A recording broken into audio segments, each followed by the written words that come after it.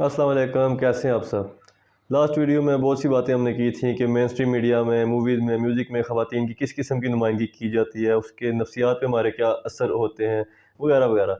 उसमें बहुत सी बातों में एक मेरा ख़्याल है सबसे ज़्यादा बात हमने जिस पे की थी कि गोरे रंग से जो ऑब्सेशन है और जिसकी नतीजे में ख़वातीन को एक ऑब्जेक्टिफ़ाई किया जाता है, उनको एक सेक्सुअल ऑब्जेक्ट्स के तौर पे देखा जाता है और एक सर्टेन लेबल्स उनके साथ लगाए जाते हैं, एक स्टैंडर्ड सेट करके कि इस स्टैंडर्ड के मुताबिक जो चीज़ें होंगी वो एक्सेप्टेबल होंगी और जो इसके अगेंस्ट होगा उसको एक डेरोगेटरी टर्म्स उसके लिए यूज़ की जाएँगी और उसके लिए उसको एक एहसास कमतरी में मुब्तला कर दिया जाएगा। हमारा मीडिया कुछ इस किस्म का था। उसके काफ़ी सारी चीज़ें हमने उसमें देखी। आप गाने अब और नोट करते जाएँ, मैं तो इसके मतलब 500 गाने आज भी गिना सकता हूँ बैठा-बैठा यहाँ। एम कलीम का अगर आपने सुना हो, गोरी घूंघट में शर्माए। दूसरा आपने सुना हो एक और गाना, गोरे रंग का ज़माना आपने सुना हो। यसुदास का आपने सुना हो, गोरी तेरा गाँव बड़ा प्यारा।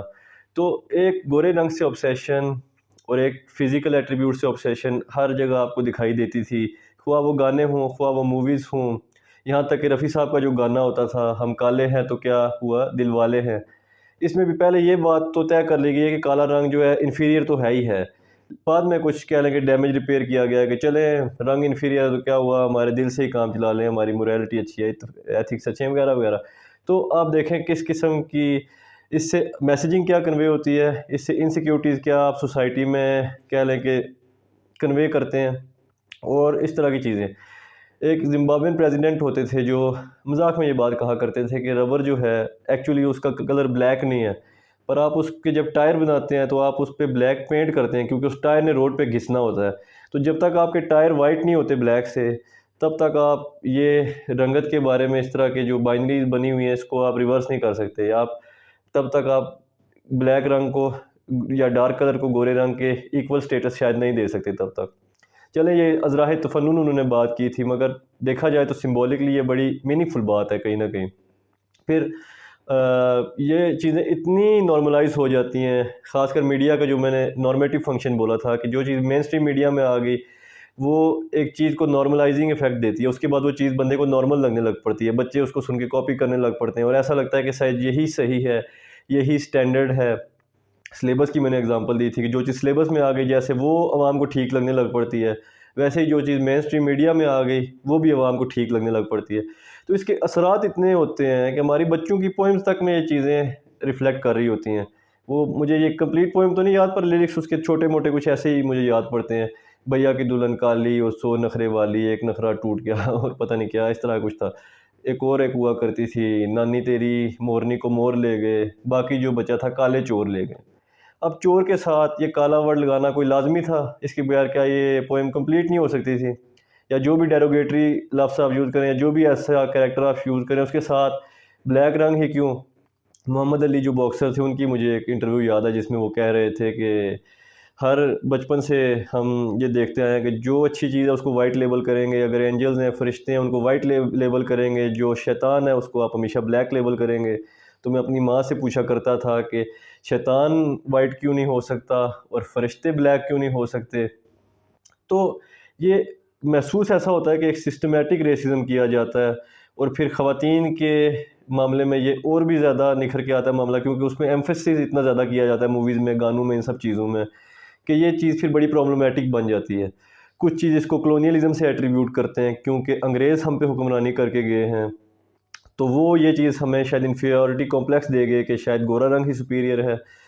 कुछ लोग इसको कहते हैं ये शायद कोई और इसकी वजूहत है, पर वजह जो भी हो, इस चीज़ को अनलर्न करना बड़ा ज़रूरी है। क्यों? उसकी वजह ये है कि ये एक बड़ा प्रॉब्लमैटिक कॉन्सेप्ट है और इसके साथ आप बड़े अजीबो-गरीब से स्टैंडर्ड भी सेट करते हैं और स्टैंडर्ड के अलावा फिर आप मैसेज ये कन्वे करते हैं सोसाइटी में कि आपके जो फ़िज़िकल एट्रीब्यूट्स हैं और वो भी आपके सेट करदा स्टैंडर्ड्स के मुताबिक, उन्हीं के अकॉर्डिंग जो चीज़ होगी वो एक्सेप्टेबल होगी और उनसे जो चीज़ डेविएट कर रही होगी, वो आपके लिए काबिल इज़्ज़त ही नहीं रहेगी। अच्छा, फिर साथ ही साथ ख़वातीन के अगर आप रोल देखें ओल्ड मूवीज़ में, पाकिस्तानी मूवीज़ की तो सच्ची बात है मैं बात ही नहीं कर सकता। वहीद मुराद साहब के दौर में मामलात ठीक थे, पर बाद की जो मूवीज़ बनती थीं वो इतनी सब स्टैंडर्ड थीं और उनके गाने तो उससे भी ज़्यादा सब स्टैंडर्ड थे कि उनकी किसी महज़ब बैठक में शायद आप उनका तज़किरा तक ना कर सकें। तो बॉलीवुड तक अगर हम अपने आप को रिस्ट्रिक्ट करके रखें, तो ख़वातीन का रोल एक हीरो की साइड किक के तौर पे होता था। जो मेल कैरेक्टर था वही उसका सेवियर था उसी के गिर्द उसका सारा मूवी का प्लॉट घूमता था, उसी ने उसको बचाना होता था। कोई उसकी अपनी ऑटोनॉमी नहीं थी होती, कोई उसकी किसी चीज़ में से नहीं होती थी। मतलब आप इस एस्पेक्ट से देखें कि एक छोटी बच्ची देख रही है वो मूवी, उसके लिए उस मूवी में क्या इंस्पिरेशन है, क्या टेक है, या वो कौन सा करेक्टर जिससे वो अपने आप को एसोसिएट भी कर सकेगी, या कुछ देख के वो कुछ इंस्पिरेशन भी ले सकेगी। कोई उनका ऐसा सच रोल होता नहीं था। ज़्यादा से ज़्यादा कोई गाना कर देंगे कोई स्टाइलिस्टिक किस्म का, या उसमें भी लिरिक्स मैंने आपको बता दिया कि एकदम सारे वो उसकी जो फिज़िकल एट्रीब्यूट्स थे उसी के गिर्द होते थे। और जब से आइटम सॉन्ग का दौर आया तो वो लिरिक्स सेक्सुअली भी प्रोवोकेटिव होने लगे। बेशक उसको लिरिक्स वाइज़ देखें, बेशक उसको विजुअली देखें, हर चीज़ में एक ही चीज़ की आपको रिपिटेशन नज़र आती है। अच्छा, सिर्फ़ एक रोल हुआ करता था ख़ातून का जिसको इज़्ज़त दी जाती थी मूवीज़ में, जो एक माँ का रोल था। अब उसकी क्या वजह थी? अब ये आप देख रहे हैं, मतलब ये 5वीं वीडियो है सीरीज़ की। इसमें हमने पैट्रियार्कल कल्चर की सारी बात की थी कि पिदरशाही निज़ाम में एक ऐसी खातून को प्रमोट किया जाएगा जो एक सैक्रिफिशियल हो, जो कुर्बानियाँ देती है, जिसकी अपनी कोई ऑटोनॉमी ना हो, कोई विल ना हो, कोई डिज़ायर्स ना हो।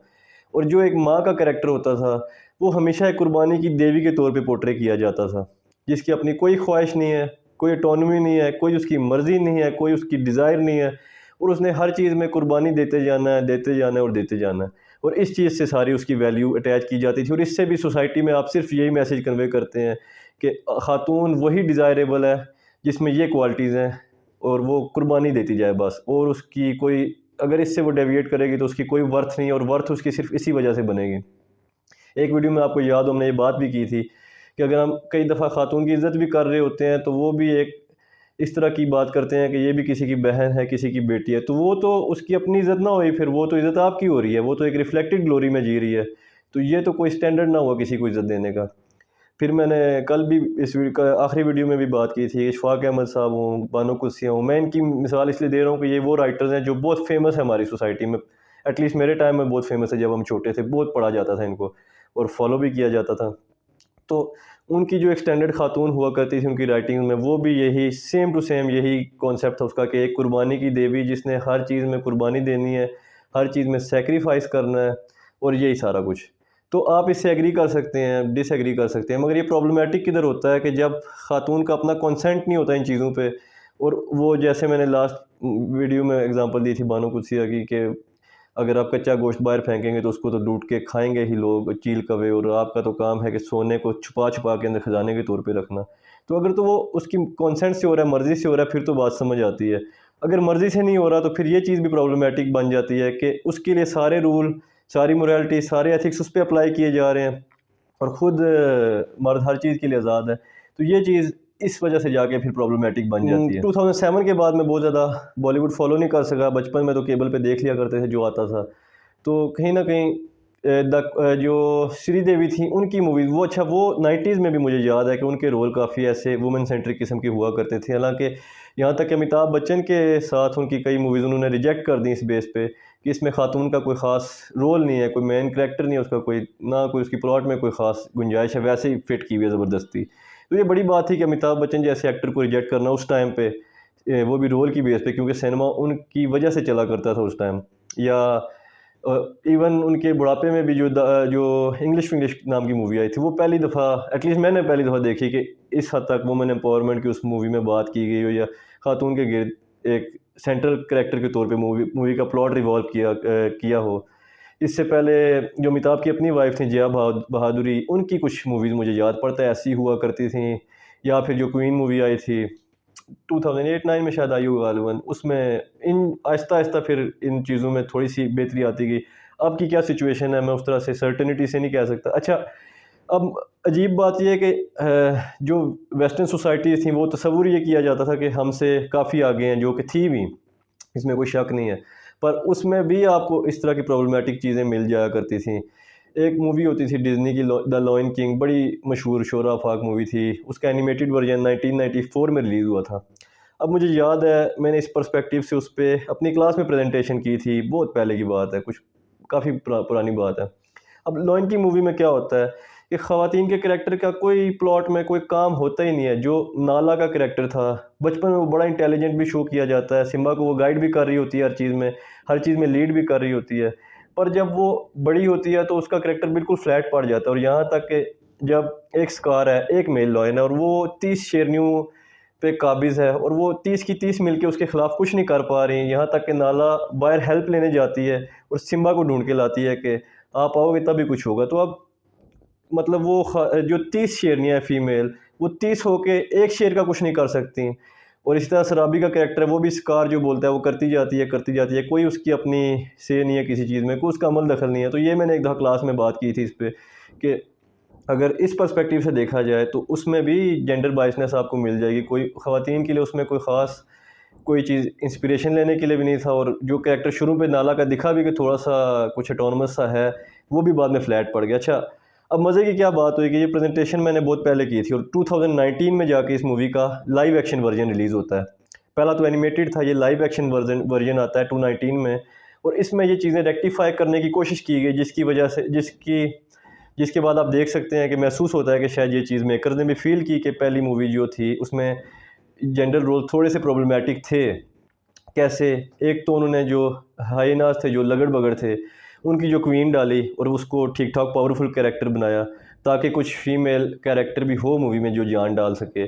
दूसरा उन्होंने क्या किया उस मूवी में, वो ये किया कि जब जो मैंने शिकार की बात की थी जो मैं बगावत की बात की थी कि शेरनियाँ स्कार का कुछ बिगाड़ नहीं पा रही थी, उसका भी उन्होंने एक नैरेटिव एटलीस्ट पेश किया कि नाला सराबी से कहती है कि आएँ हम अटैक करें और स्कार को डिथ्रोन कर दें। लेकिन सराबी फिर वो आर्गूमेंट देती है कि नहीं, ये जंगल के ऑर्डर के लिए ज़रूरी है और वगैरह वगैरह, इस तरह से ऑर्डर मेंटेन नहीं रहेगा।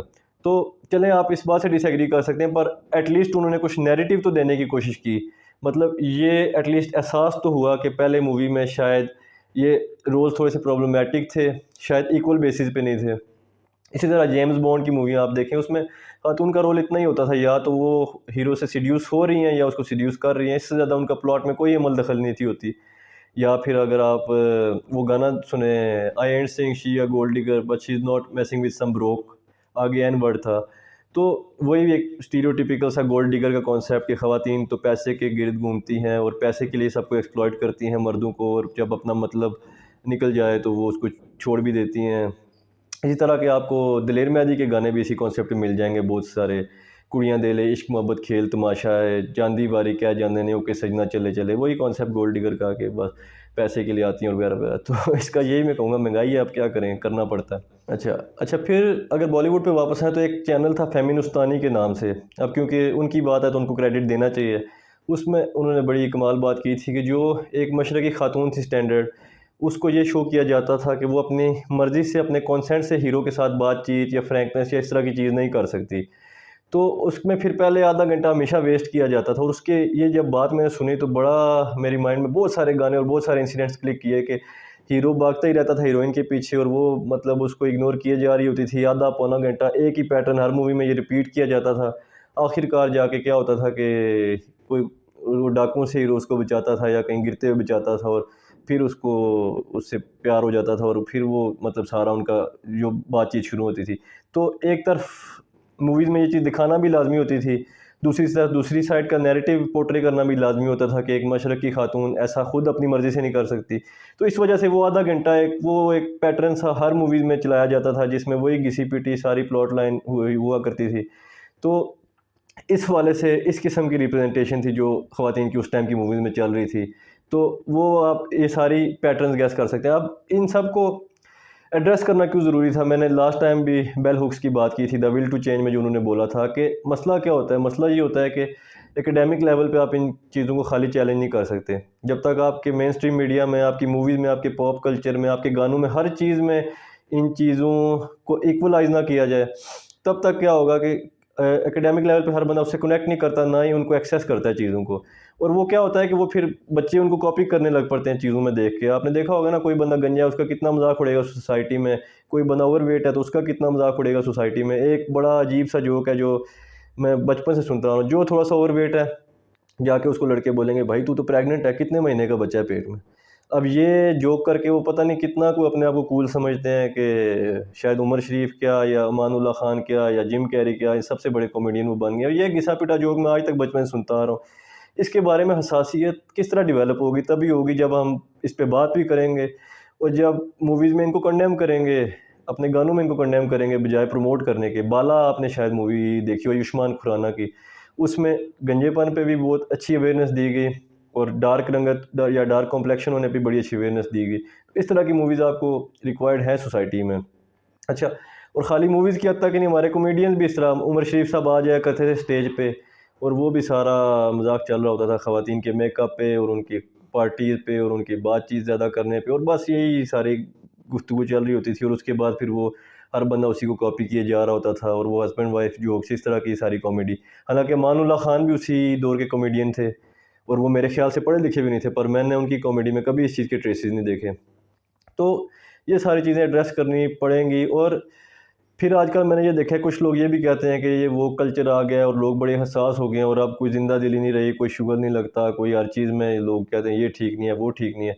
तो ऐसी बात हमेशा वो करता है जो रिसीविंग एंड पे नहीं होता, क्योंकि जो रिसीविंग एंड पे होता है ये इसको उसको ये बात अच्छी नहीं लग रही होती, ये सारी बातें आप उसके एक्सपेंस पे अपनी इंजॉयमेंट कर रहे होते हैं फजूल किस्म की। तो अगर मतलब दो चार बंदों को अगर नहीं भी इस बात से एतराज़, तो ओवरऑल इंसान की नफ्सियात ऐसी नहीं है, इंसान अपनी इन चीज़ों के मामले में हसास होता है, और होना भी चाहिए, इसमें कोई गलत बात भी नहीं है। इंसान की मैन्युफैक्चरिंग ऐसी हुई है, मेक एंड टाइप ऐसी हुई है। तो ये थी इन सब चीज़ों के बारे में मेरी राय। इंशाल्लाह चलें मिलते हैं किसी नेक्स्ट वीडियो के साथ, तब तक के लिए इजाज़त दीजिए। अल्लाह हाफिज़।